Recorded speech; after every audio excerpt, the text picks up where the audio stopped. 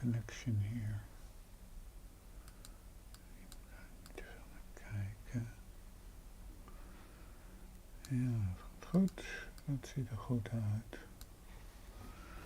Dat ziet er ook goed uit. Oké.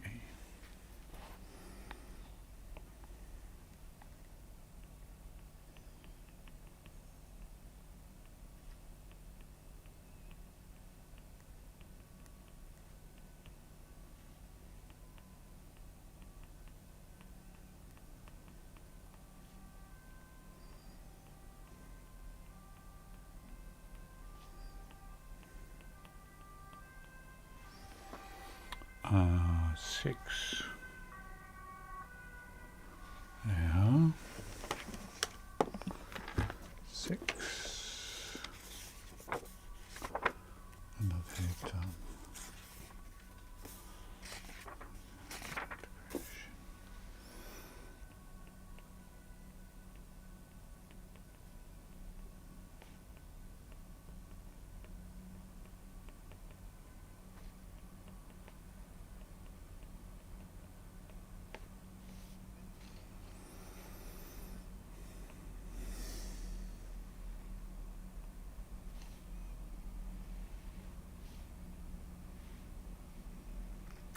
D is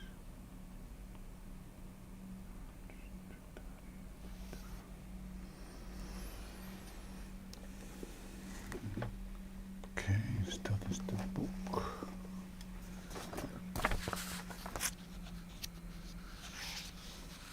To viewers. Ja.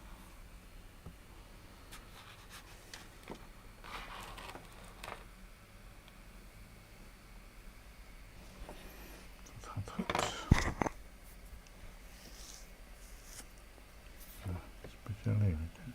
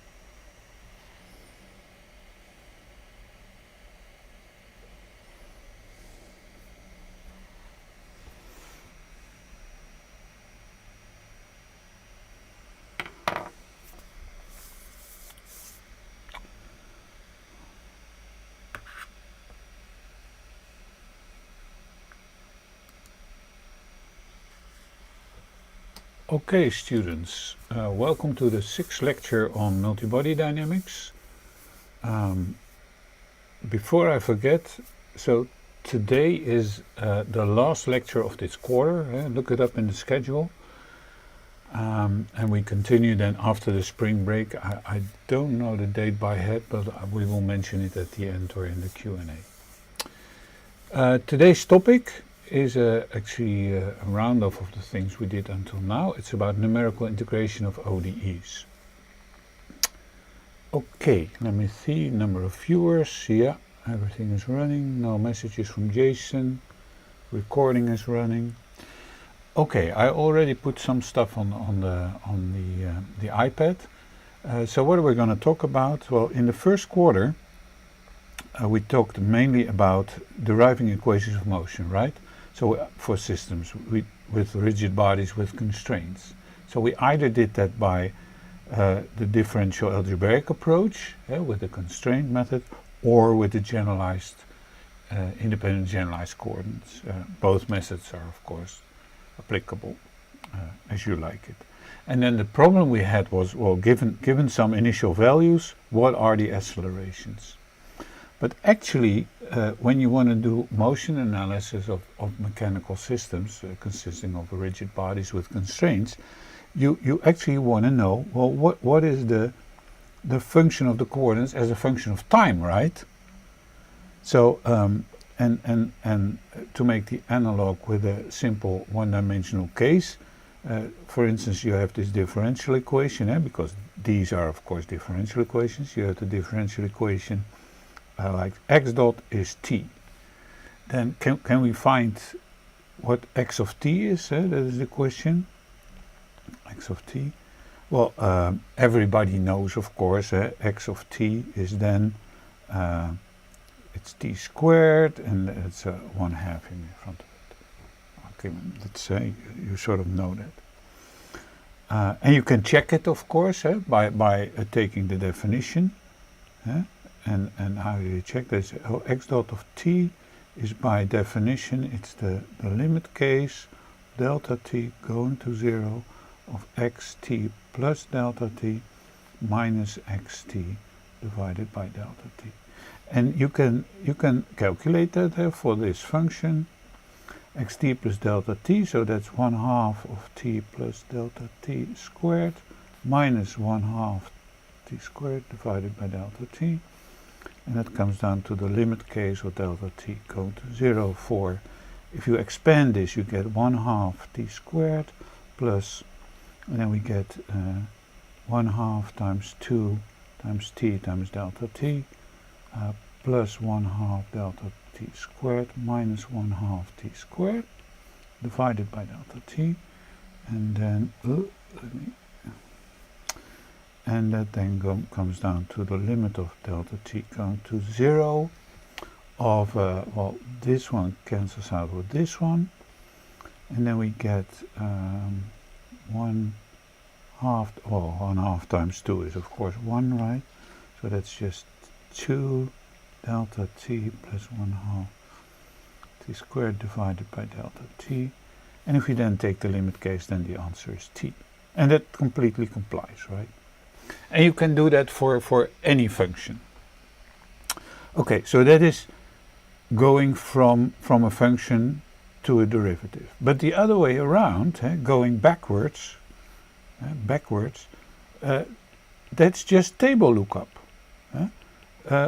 You cannot like here just do algebra, but you just have to think, oh yeah, how that work. And to give you an example, let me say, let me put another differential equation there. Oh wait. Oh, I don't want that. Another differential equation. X dot of t is, and what did I write? T cosine t plus tangent t e to the power t. Well, can anybody tell me what this function is?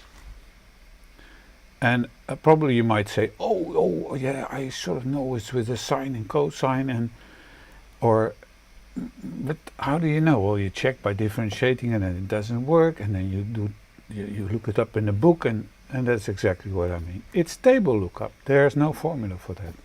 And I always say, like, differentiating, the definition of a differentiating is a one-way street. One-way street. You cannot back up.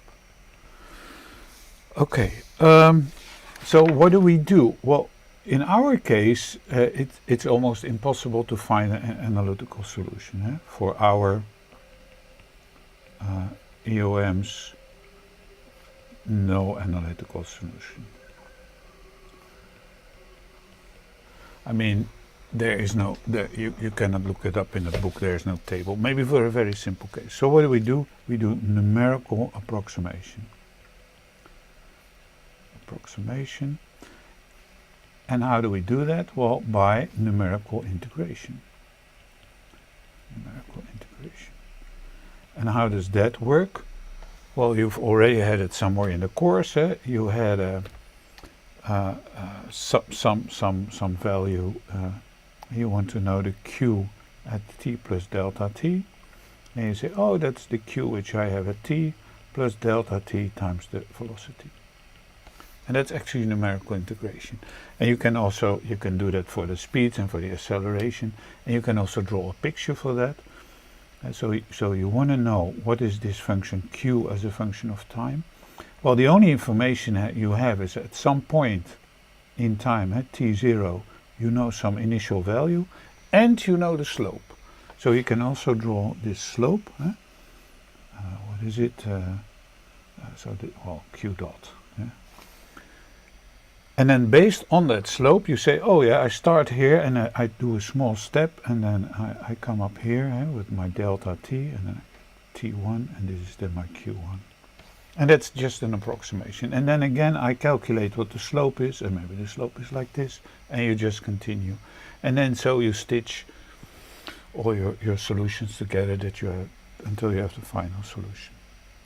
Now, of course, one may ask, what is the origin of this formula? Where does this formula come from? And I would say it's simply the definition of speed, right? So it's from the definition of this q dot.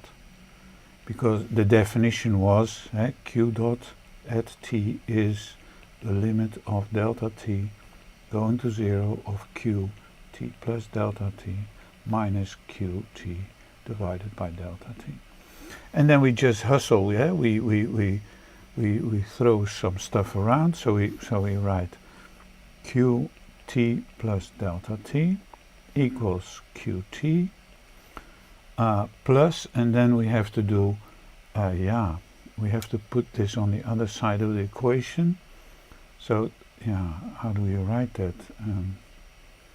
Limit delta t going to 0, don't forget that we did that, times q dot at t times delta t.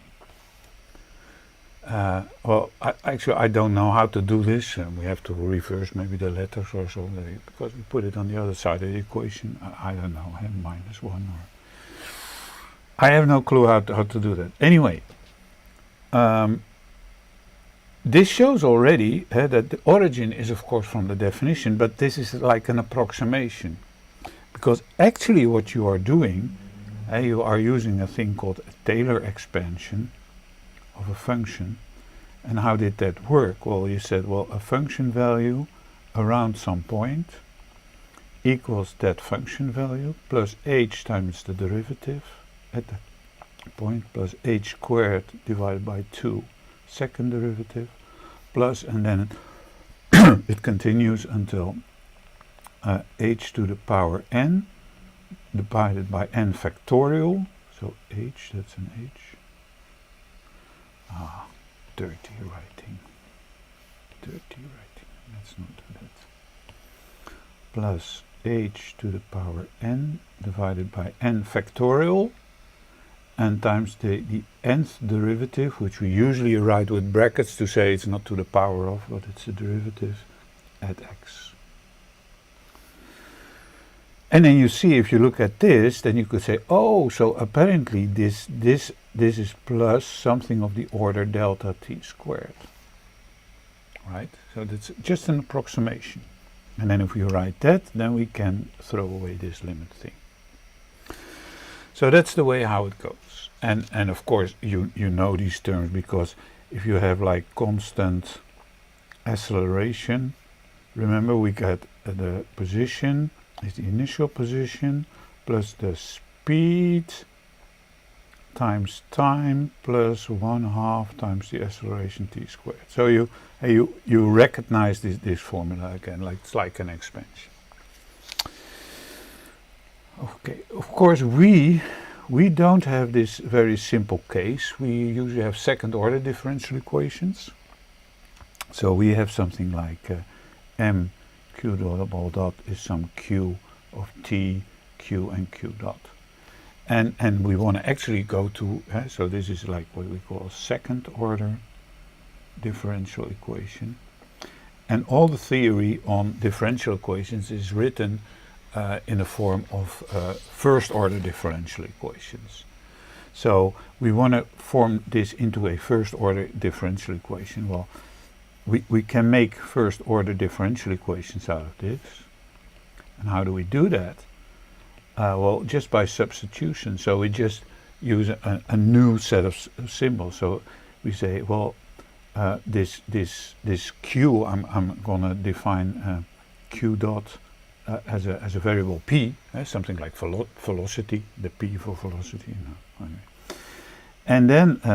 And then I can substitute that, and then I can write m times p dot equals some function of t, q, and don't write q dot because you don't want any dots in this p. And then of course we can form all these variables in a vector, in a double vector actually. We write a vector which is q and p, and then y dot is q dot and p dot, and then we can write this differential equation of t and y.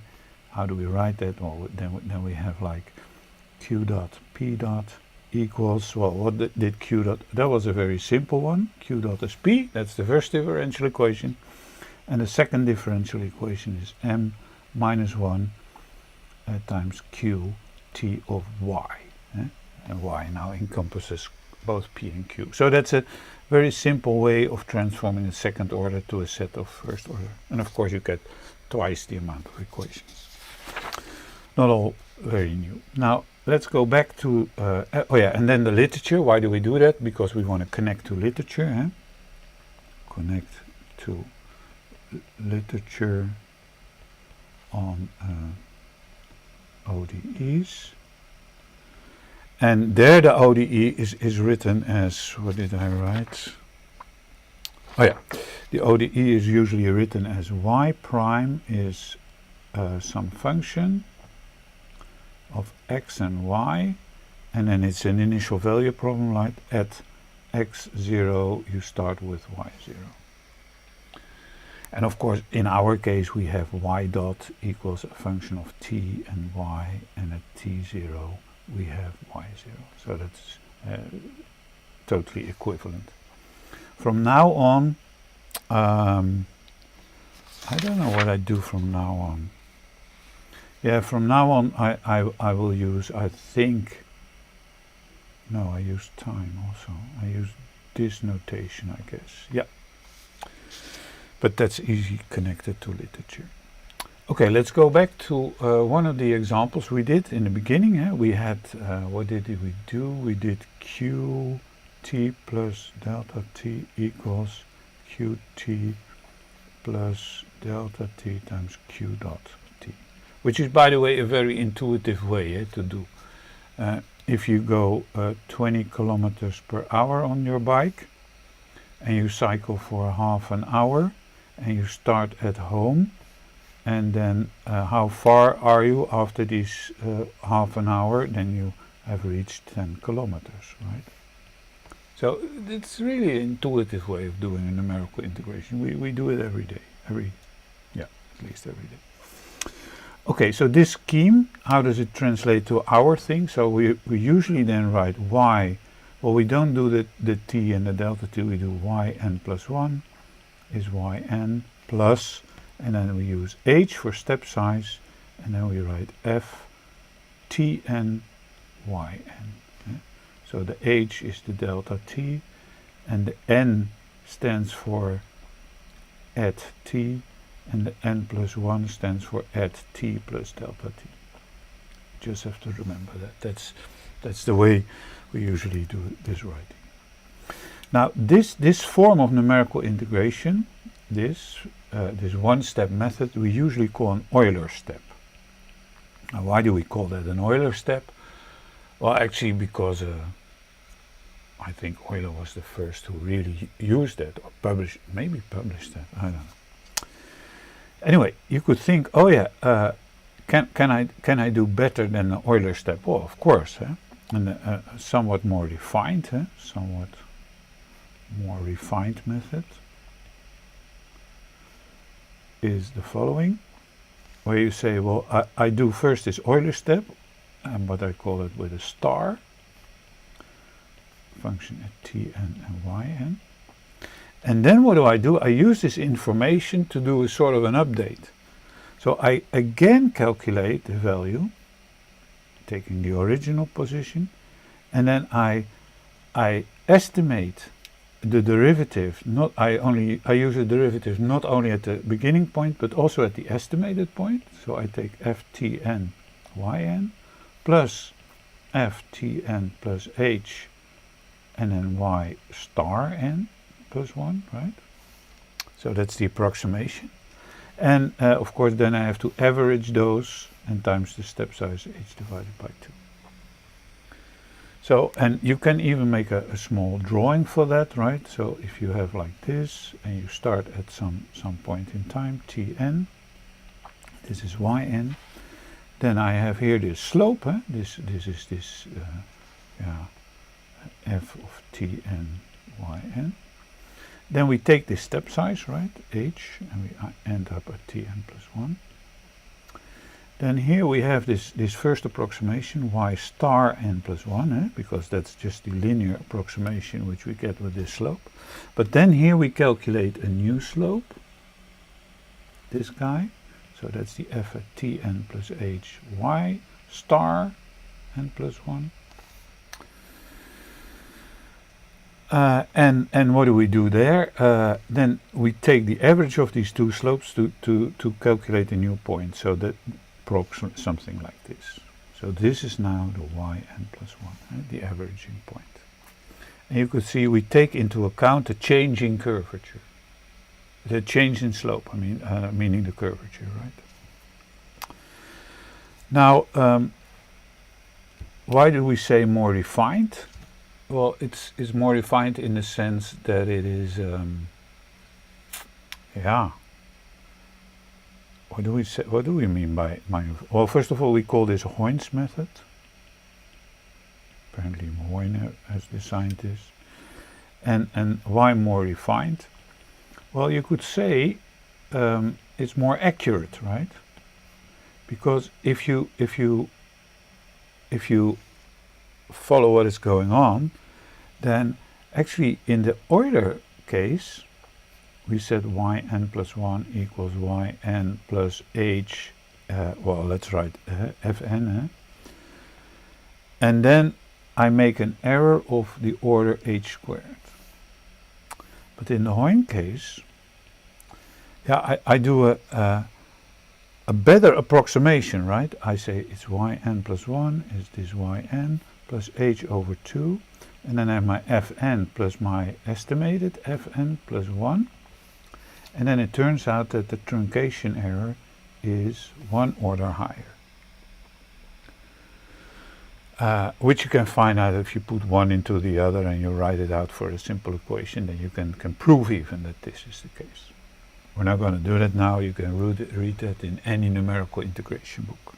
That's not the topic of the course. So why is Hoyne better? Well, why is it more refined? Because it's more accurate. The truncation error, the thing you chop off, the thing you throw away, is of an order higher. So, and we call this error, we call that local truncation error. Why local? Because it's after one step. And we have a symbol for that. We call that epsilon. And in the case of the Euler method, you could say, oh, the local truncation error is this error is order h squared, right? And in the case of this Hoyne method, this local truncation error is order h to the power 3. This means that if you take more smaller steps, that you will get a more accurate result. However, this is for one step. But more interesting is, of course, a global error. Interesting is what we call the global error. And why do we say that? Well, we want to know after a certain amount of time, a fixed amount of time, what is the error. So we have a fixed time, end time, and let's say that capital T. And of course, if you take smaller steps, you have to take more steps. And how many steps? So how many steps do you take? Well, that's the n is t divided by h. If you make h smaller, let's make that h, then you have more steps. So you could say that the global error is the sum of all these steps, right? So for the global error, you can say, oh, that is equal to this local error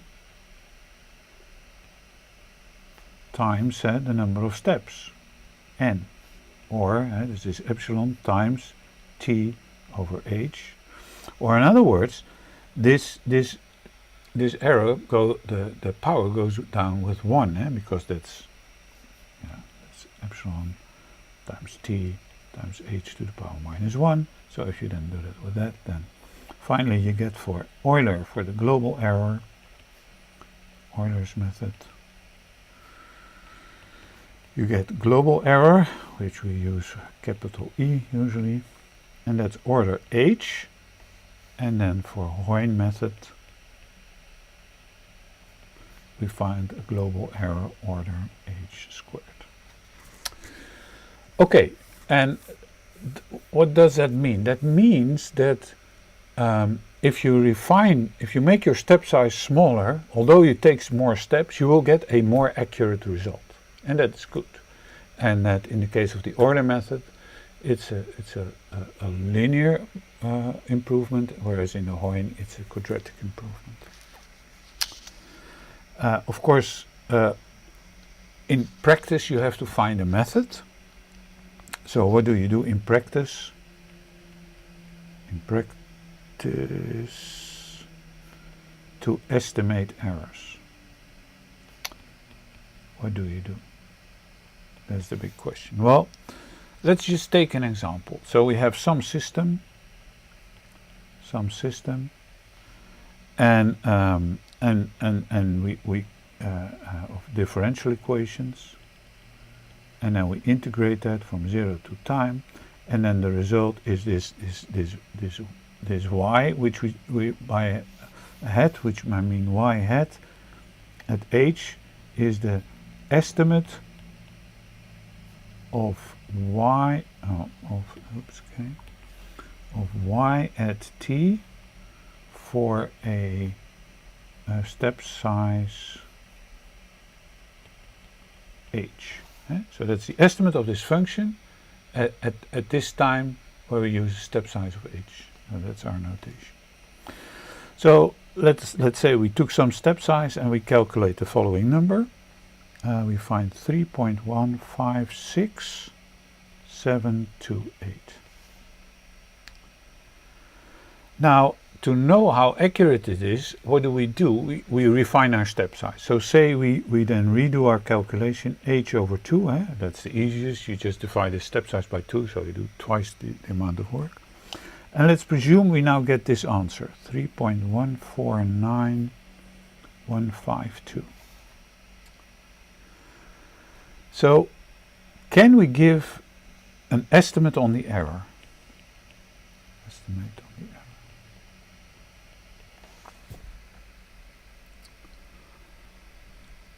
Well, of course, we have to know what method we use, right? So let's say we use a method, and for that method we have the real solution, and that is the approximate solution, plus some error which is of the order h to the power p, where the p is the method. For Euler, p is 1, and for Hoyne P is 2. And then there's some constant in front of that, and that depends on the problem, of course.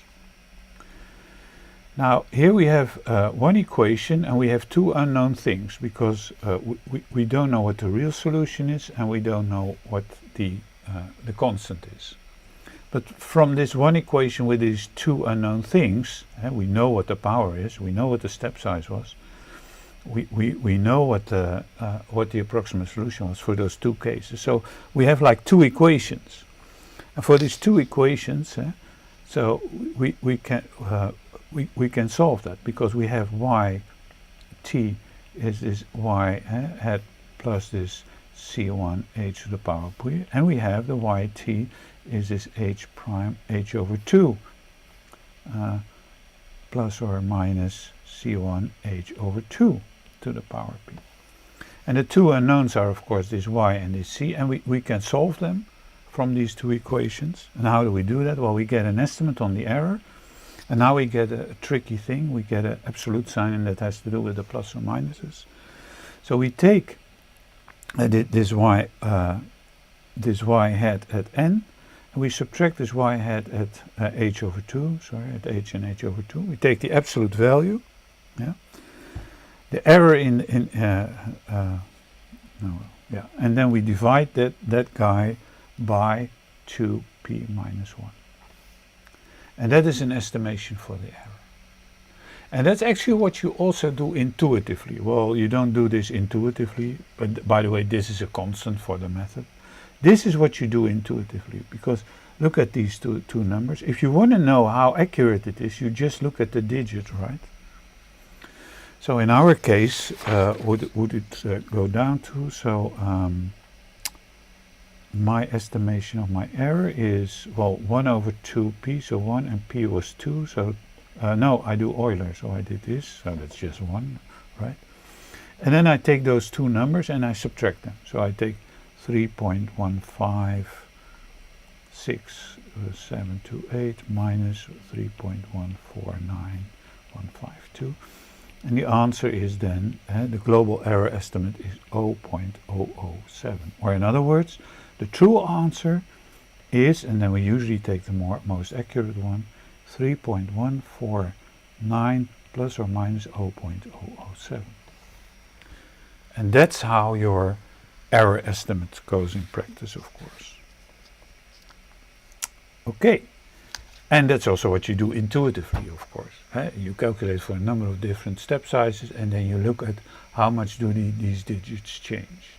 And in this case, even when we know what the order is of the truncation error, we can even find out what the constant is there.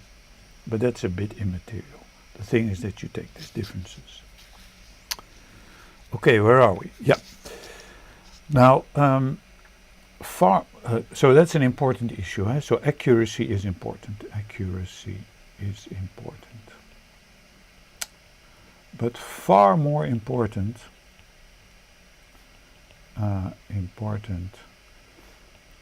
is stability.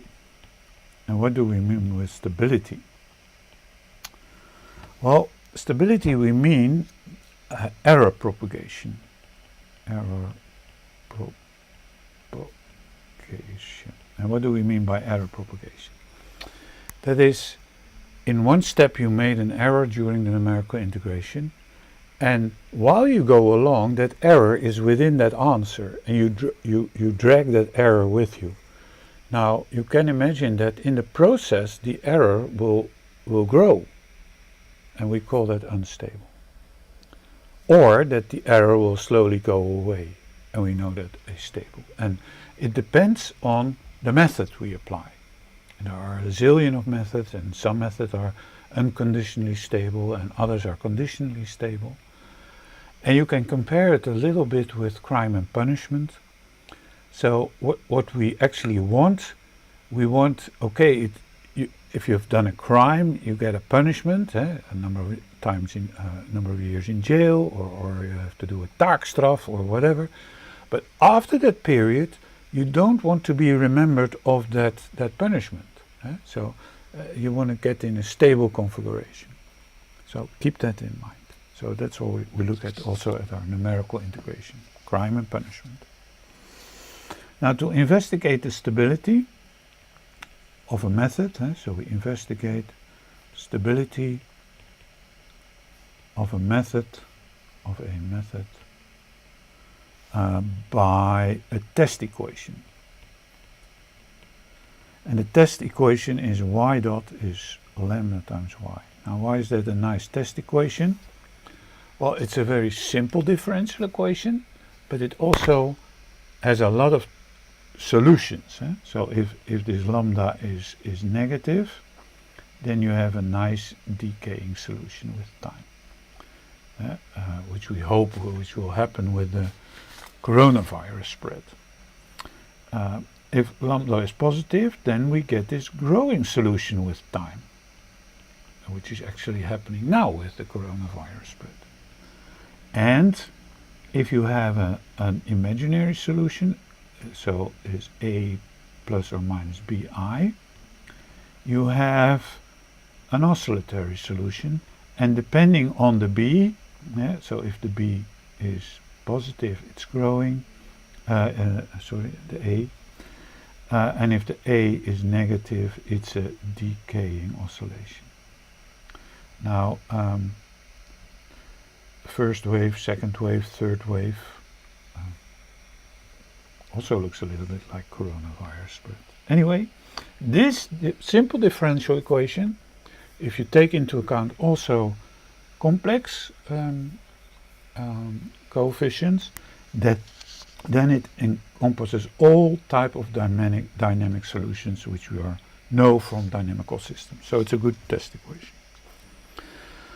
Now, after one step in our system, what do we have? Well, we have a solution, and that is the approximate solution is the true solution plus some error, right?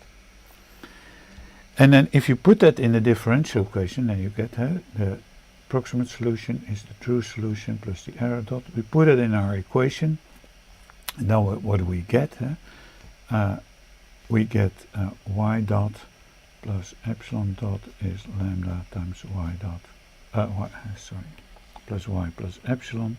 And then we can say, oh yeah, y dot is lambda times, that is the true equation, and epsilon dot is lambda times epsilon. So we see that the error in this case behaves, of course, exactly like the equation itself.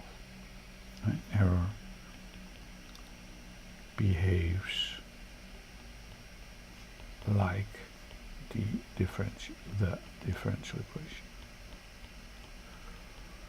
Okay. Now, and you can imagine, of course, if you have an unstable system, that the error will grow, and so we are mostly interested in when the lambda, when the real part of this lambda is 0, then we have a stable system. Yeah, stable system of a stable, let's say, a stable system, a stable dynamical system. Dynamical. Yeah. And we want to know with our numerical integration, is it also stable? Because this tells us only about the dynamical system, but we want to know, is our numerical integration method stable? So what do? We take this scheme, like for instance we take the Euler scheme, and then what do? We write the differential equation, so you get epsilon dot n plus 1, and I now take the equation for the error, is epsilon n plus h times the function at t n epsilon n, but we know that because that's our test equation, so we get epsilon n plus h times lambda times epsilon n. And it's a very simple one. It says 1 plus lambda h times epsilon n. So you would think, oh yeah, if I had an error here, then in the next, there shouldn't be a dot here because it's of course the approximation, right? So next step is previous one plus the dot, and then next step is the previous one plus h times lambda. And you would think, oh, h times lambda, bugger all, that's going wrong, because whatever I take for h times lambda, it will always be larger than 1. So the big question is, what is the magnitude of epsilon n plus 1? That's the magnitude of 1 plus h lambda times the magnitude of epsilon n. And you want this magnitude, h lambda, to be less than 1 for stability. Stability of the method. Now, at first sight you would think, oh yeah, well, that's always unstable. Whatever you put in it will always be larger than 1. But hold your horses. Hold your horses. Lambda can be complex. So lambda can be a plus bi. So we have another problem. We have 1 plus h plus bi times this h less than 1.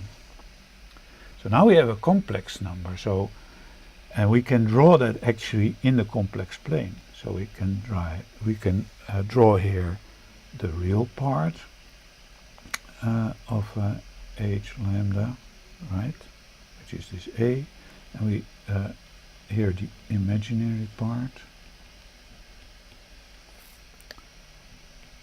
of h lambda, which is the b, right? And then we have to draw this. Well, actually, if you write that out, what is the norm of this guy, then that's 1 plus a squared plus times h, of course, plus b I squared, yeah. And what is that? Well, I squared becomes minus 1, right? And now it's interesting, so we get squared h squared 1 minus bh squared is 1. Well, this, if you look closely, looks like a circle, and it's a circle with h, a, and b, a, and then it's shifted. It shifted a little bit to the left. So it's shifted like here. So this looks like a circle. And everything within that circle, yeah, has this property that is 1 plus h lambda is less than 1. Oh, I should draw it nicely. This should go away. Oh. This, because it really touches the axis here, right? Okay, so if you just choose a step size, if you have some eigenvalues, take a step size, and you're within this region, then your method is stable. Now, what does it mean? It means if your eigenvalue is here, it means you have a negative real part and some imaginary part, so you have the damped oscillation. And if you take a small enough step size for a damped oscillation, everything works. But what happens when you have an undamped oscillation? Then you're on this axis. So for the case where you have this simple pendulum, so simple pendulum, gravity, mass, no damping, then the eigenvalues are plus or minus I omega. And then for this, in this diagram, you go on this axis. And you will see you will never be in this region. So this is always unstable.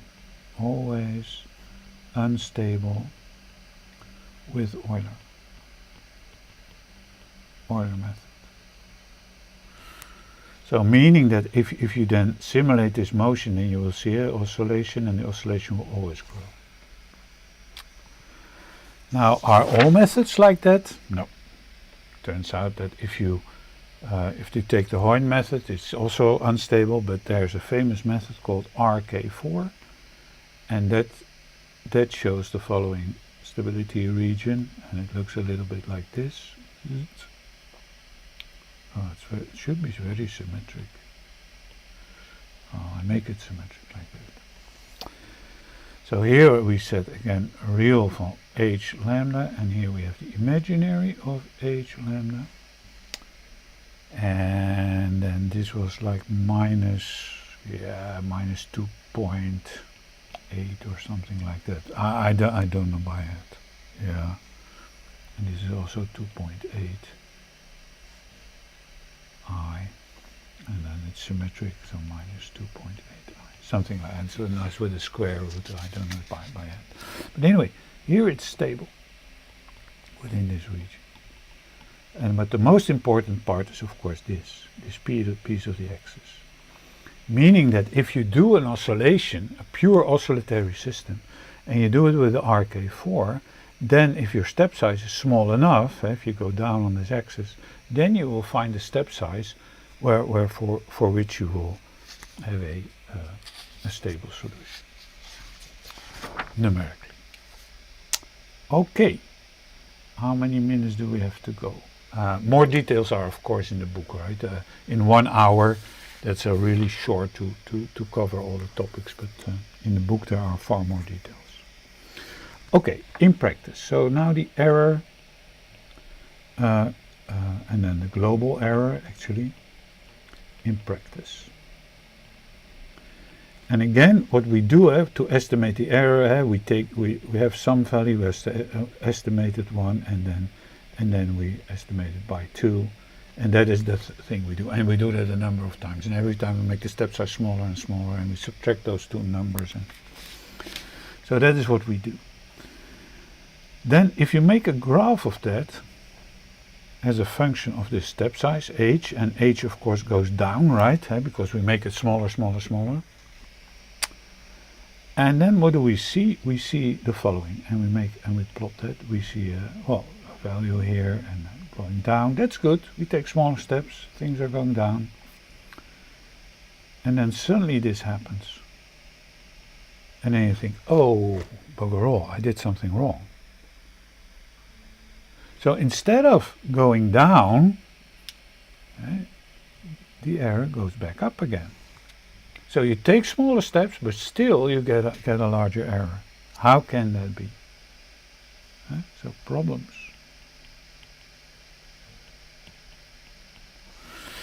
How can that be?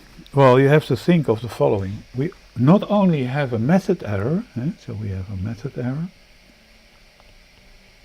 and that was order h to the power p, but we have also round-off errors.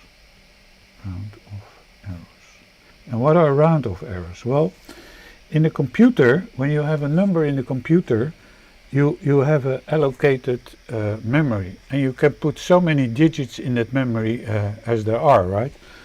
So if you take like 46 bits or something like that, you take all these bits and you do 0, 0, 1, 0, 0, 1, etc., and then some sign bits, and then for these 46 bits, the accuracy, if you do 1 plus epsilon is equal to 1, and suddenly you see no difference anymore, then the epsilon is around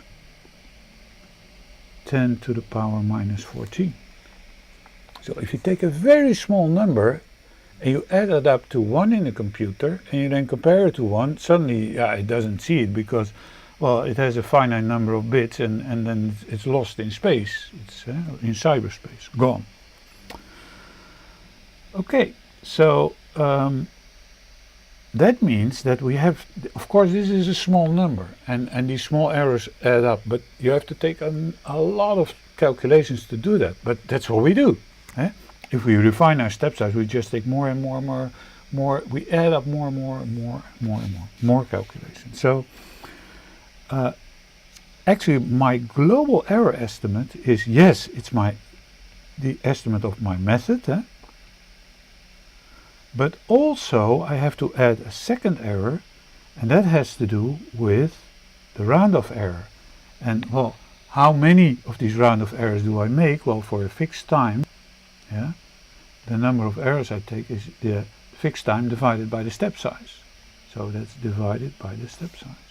If your step size increases, you take more steps, and that's approximately linear. So this is then finally, and this is the round-off errors we have. And this is our error estimate. And that's exactly what we saw in this figure. So let's go back again to that figure. So we see here the thing going down, down, down, down, down, down, and then suddenly it goes up again. Or in other words, this is this part where you have C1 h to the power p, and this is this part where you have C2 divided by h. Now what we usually do, instead of this graph, we usually plot it in another way. We plot it in a log, and you could do a 10 log or whatever log, and the log of a. And if you do it on a double logarithmic scale, you get just nice straight lines. You get a straight line here, 1 over p, for this method error, C1 h to the power p. And then somewhere here you have, with this 1 over 1, this C2 divided by h. And then of course the real error goes something like this. But anyway, from this you can estimate that error, and from this you can estimate that. And then you will see that there's a minimal. So there's a minimal error here. You cannot get it more accurate than that. Actually, that's homework assignment 6 for this week, with a ape swing example, calculate what that error is. And let me show you now an example. And time-wise, yeah, I like to use 5 minutes, then we do a 5-minute break, I guess, and then we start at 2:45 with a Q&A. So, and now I like to use the last 5 minutes to show an example of this this error estimate, and the example is about the following thing. Yeah, I have to check. Yeah. So I usually make a sound with this. Oh yeah, you hear it.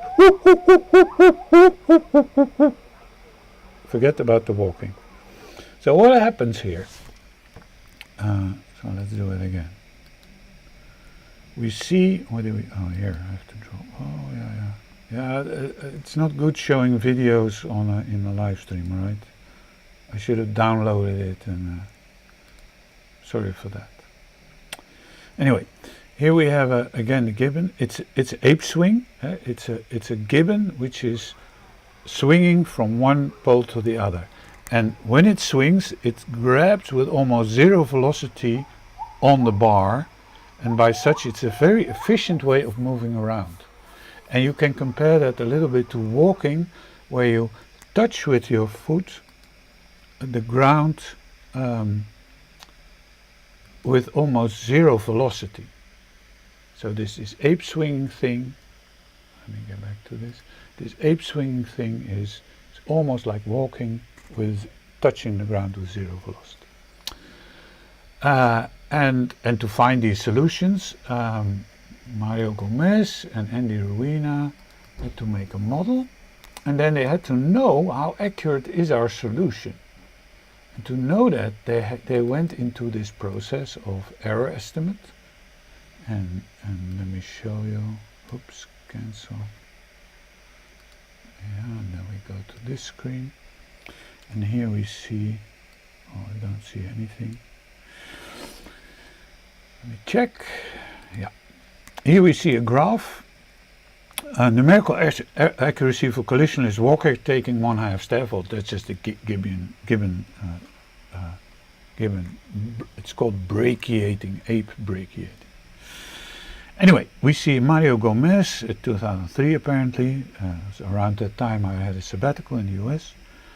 And then you see here different methods. Euler Method, 4th order, Runge-Kutta 5th and 6th. You see here a log 10 of the estimated error, and here a log 10 of the step size. And you see with all these dots how the error goes down. Well, with the Euler method it slowly goes down, and it's not getting so accurate. So if you want to have a very accurate number, you have to go on forever and ever. Well, let's take a higher order method. If we do that, then we suddenly see that here around this time, around this step size, we hit this round-off error thing. You would think, oh, the error will become less, but no, it's going up. And yeah, you're maybe fooled by this scale. You would say, oh, but this should be a slope of 1, and I don't see a slope of 1. Well, that's absolutely true if you say so, but if you look at the scales, that's actually not so nicely done. Here one decade is 2, minus 2, and here one distance is these two things. So you have to divide this by 4 to get this one slope of 1, right?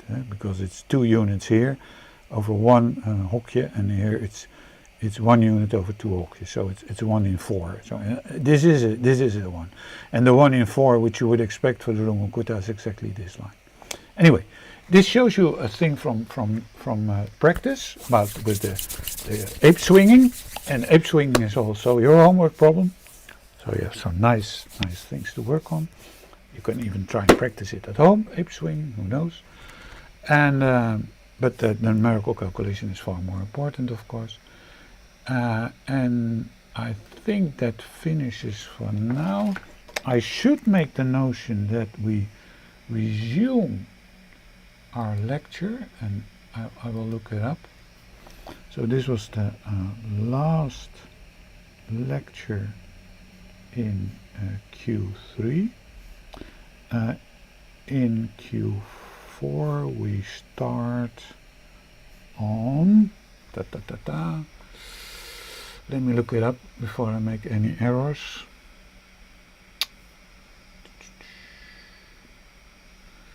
We start, when do we start?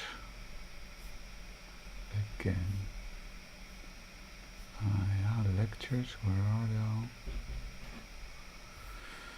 We start here, and let me share that with you. Here we are, right?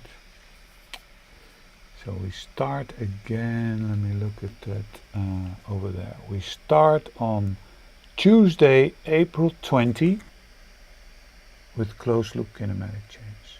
Meaning, so you have a little bit time free because I have a lecture-free week, there's a spring break. And then Tuesday, April 20, we continue.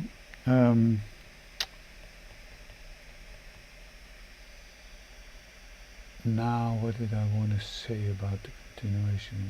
Oh yeah, in the lecture schedule the dates are maybe a bit off, but I'll try and schedule it again on the same day, same time. I think it was still originally scheduled in the evening, but we're not going to do that. Okay, 5-minute break, and then I'll see some of you in the Q&As in Zoom.